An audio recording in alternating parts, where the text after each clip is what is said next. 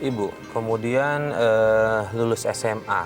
Setelah lulus SMA, Ibu kuliahkah atau bekerja atau gimana? Saya pernah bekerja jadi sales. Jadi sales dari lulus SMA. Sales. Terus saya ketemu cowok lagi, tapi saya sambil kerja ketemu cowok. Terus cowok itu udah pikiran saya jadi imam saya terbaik buat saya, itu beda lagi yang tadi. Terus akhirnya dia sakit meninggal. Ini soalnya. Iya, terus akhirnya sudah menikah belum? Belum, baru suka-suka aja, suka gitu sama penggantinya lagi. Cuman akhirnya meninggal, terus saya ketemu lagi sama cowok lagi yang sekarang jadi suami saya. Sekarang jadi suami Ibu. Terus gimana kemudian kehidupan rumah tangga Ibu? Kayaknya semakin larut semakin susah kehidupan saya. Ujian sering berganti. Jadinya saya pernah rumah tangga itu saya ngalamin, sepikiran saya punya motor, saya gadin BPKB ke rentenir atau kemana, pikiran saya biar supaya biar titik permasalahannya saya selesai. Suami Ibu kerja? Suami saya kerjanya freelance. Freelance itu maksudnya kurir. Kurir? Kurir, antar bank gitu. Terus jadi pendapatannya nggak menentu? Nggak tentu, pendapatan nggak tentu. Jadi saya ikut bantu mencari rezeki, seperak dua perak saya dapat dari segala bidang apa yang saya mendapatkan rezeki itu. Tetapi, terus kemudian permasalahannya apa Ibu? Kalau menurut saya kan rumah tangga pasti kurang lebih sama lah, permasalahan seperti itu Ibu bisa mengatasi dengan membantu kerja. Suami juga ini ada permasalahan lain yang berat nggak apa? Waktu itu saya kredit motor digadein, saya gadein BPKB, maksudnya biar tujuan saya lunas tuh motor. Saat saya kan ngambil motor 2, karena satu buat antar, satu buat suami kerja. Pikiran saya biar kehidupan saya nggak begini terus. Dari kecil saya udah susah, tapi kenyataannya emang beda. Jadi saya dikadalin sama orang kolektor. Oke, jadi motor menurut saya Ibu hilang. kehidupan Ibu nih kayaknya nggak pernah ada enaknya. Nggak ada enaknya. Terus kemudian Ibu motor itu hilang. Protes sama kehidupan Ibu. Ibu nggak suka kok hidupnya selalu seperti itu. Iya. Ibu nganggapnya kayak gitu kurang lebih. Iya. Oke, ini Pak Ustadz, kayak saya bisa ngambil benang merah dari Ibu Titin ini bahwa dia kecewa nih sejak kecil. Saya kok begini-begini aja. Gitu kan, ya dari kecil tidak ada kasih orang tua, gede sekolahnya nggak beres, dipukul orang tua, punya suami yang tidak beres juga. Tapi ada punya lelaki yang dia idamkan tapi meninggal. Betul. Kemudian menikah tapi suaminya ada yang begitu. Baik Mas Farid, kalau saya Ibu ngomong masih satu kalimat yang menurut saya ini sebuah kekuatan. Beliau bicara, Ibu Titin, kok ujiannya nggak selesai-selesai. Berarti beliau sadar.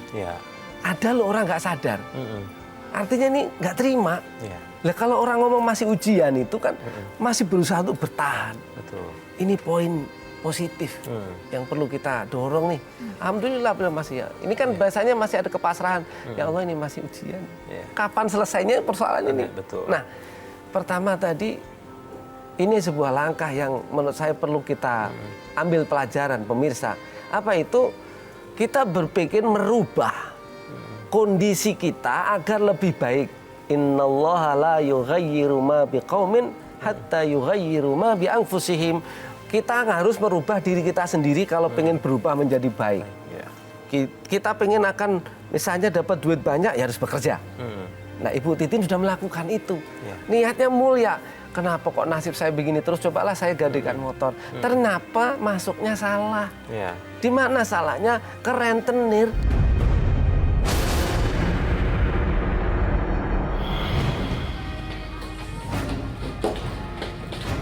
Ibu, bentar. Maaf, siapa ya, Pak? Ibu berutang sama bos saya. Sekarang juga Ibu bayar. Kalau enggak, motor ini saya bawa nih. Pak, kasih saya waktu. Saya belum punya uang. Motor saya cita aja. Ibu sering mengundur waktu. Minggu lagi saya janji, Nggak bisa. Motor saya bawa. Apa-apaan ini? Mas, Kenapa motor saya diambil? Istri Mas berutang sama bos saya. Sudah 4 bulan lebih, Mas. Asal tahu saja ya. Ayo, Pak, jangan, Tunggu Pak. dulu sebentar. Pak, jangan, Pak. Pak, jangan, Pak. Apa benar yang dikatakan orang itu, Atin? Maaf, Mas. Saya terpaksa ngelakuin ini buat kebutuhan kita sehari-hari. Mas sendiri kan nggak kerja. Kalau nggak begini kita mau makan pakai apa, Mas? Keterlaluan kamu, Atin. Sini kamu. Iya, Mas. Benar-benar keterlaluan kamu. Maafin saya, Mas. Berani-beraninya kamu melakukan ini tanpa sepengetahuan saya. Maafin saya, Mas. Kurang ajar kamu. Lain kali, kalau ada apa-apa, ngomong sama suami. Ngerti kamu? Maafin aku, Mas. Ini saya kira banyak. Di pasar-pasar, di kampung-kampung, di sekitar kita ini banyak di pemirsa. Hentikan itu. Tidak akan berkah kalau kita mencari rezeki atau pinjaman melalui rentenir. Karena apa? Ini adalah ad'afan mudha'afa. Ribanya itu berlipat-lipat. Riba yang kecil saja dosanya besar. Itu lebih besar daripada berzina dengan ibunya. Kecil. Lah ini sudah berlipat-lipat. Tidak akan baik. Bahkan Rasul mengatakan sebesar apapun orang itu riba, nanti ujungnya pangsi sengsara. Wa akhiru ila killah, akan habis. Ini buktinya. Ibu Titin kena riba sampai habis. Bukan malah selesai persoalan, tapi utangnya tambah banyak. Iya. Lalu bagaimana dengan orang yang memberi si rentenir itu sendiri nih Pak Ustadz? Hukumnya gimana nih Pak Ustadz? Rasulullah SAW bersabda begini, la'ana Rasulullah SAW akilar riba wa mukilahu wa katibahu wa syahidaihi wa qolahum sawa. Orang yang memberikan riba, yang makan riba, yang nyatet, yang liatin, apalagi ini sama dosanya. Dilaknat oleh Rasulullah dan dosanya sama. Begitu. Makanya orang yang berriba atau yang kita sama kok. Lebih baik jangan dah. Sesusah apapun jangan masuk riba udah. Lebih baik, mohon maaf nih kalau gini, lebih baik kita minjem ke temen deh. Ngutang ke temen. Kalau ada nggak ada udah ngomong aja kepada siapa orang yang kita anggap itu lebih baik. Maksud saya kita lebih susah nih, nggak usah berpikiran pengen merubah, tapi dengan cara yang salah. Ini yang rentenir juga itu yang perlu diberantas memang rentenirnya sehingga bikin sengsara. Nah Ibu Titin itu. Iya, Pak. Setelah Ibu Titin semua memenuhi apa maunya suami? Enggak, yang soal rentenir? Belum termenuhi suami maksudnya Suami gimana? kan maunya kan Bu Titin terus minjem duit buat bayarin nutup sana nutup sini begitu ya? Iya, tapi iya. Iya, terus kemudian suaminya gimana perlakuannya kayak Bu Titin? Dia marah karena motornya hilang. Terus dia marah barang-barang di rumah, dia ngambek sampai nggak percaya sama aku lagi sampai sekarang. Terus ujian saya datang lagi, sempet pergi sebentar terus balik lagi. Tapi dia menambah masalah. Apa itu masalahnya? Masalahnya udah anak sekolah terlantar, pendidikannya biaya segala macem. Biayaran sekolah saya juga kadang suka telat, kadang suka ini ya. Akhirnya suami saya datang bawa teman, bilang temen, ya selingkuh gitu. Maksudnya bawa orang bilangnya ke rumah, bilangnya teman, tapi Iya. ternyata dia suka-sukaan. Iya. Nah, dari mana Ibu Titin bisa ambil kesimpulan mereka selingkuh? Dia izin sendiri sama Ngeliat. saya. Dia izin sendiri, terus saya juga suka lihat. Dia jalan berdua, suka janjian di suatu tempat. Saya juga lihat kepala mata sendiri, terus dia juga. Menangkap basah apa perbuatannya mereka enggak? Iya. Menangkap basah, Iya. melihat dengan mata kepala sendiri, Iya. mohon maaf, dia melakukan hubungan seperti layaknya suami istri begitu? Iya. Kurang lebih seperti itu. Satu rumah 7 bulan di rumah saya. 7 bulan di rumah Pak Ustadz, Terus? dibawa ke rumah ini orang, jadi dia merasa ada curiga yang namanya istri, pasti ada kecurigaan, tapi ternyata dia melihat dengan mata kepala sendiri, sudah melakukan seperti layaknya seorang suami istri nih Pak Ustadz. Bu Titin, Ibu yakin maksudnya ini menikah apa enggak dengan perempuan orang itu? ini? Enggak, orang itu Pak Ustadz baik sama saya. Jadi saya diambil hatinya dulu. Diambil hatinya dulu, anak saya dirayu, anak saya juga tahu, orang tua saya juga tahu semua. Oke.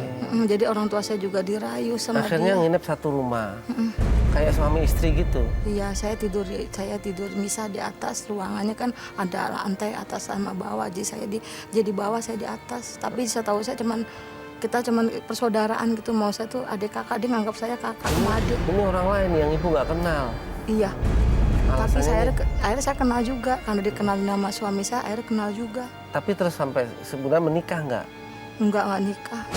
Dia cuma hanya manfaatin suami saya. Tapi kan ibu tidak melihat misalnya mohon maaf nih suaminya melakukan hubungan suami istri nggak kan? Lihat. Lihat.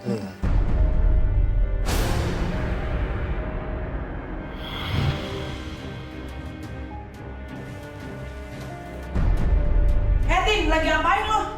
Kamu nggak lihat saya lagi apa? Buatin gue kopi dong sekarang. Gue capek nih. Di rumah nggak ada gula. Alasan aja lu. Pokoknya gue nggak mau tahu ya. Gue pengen kopi sekarang. Apa-apain sih kalian ini?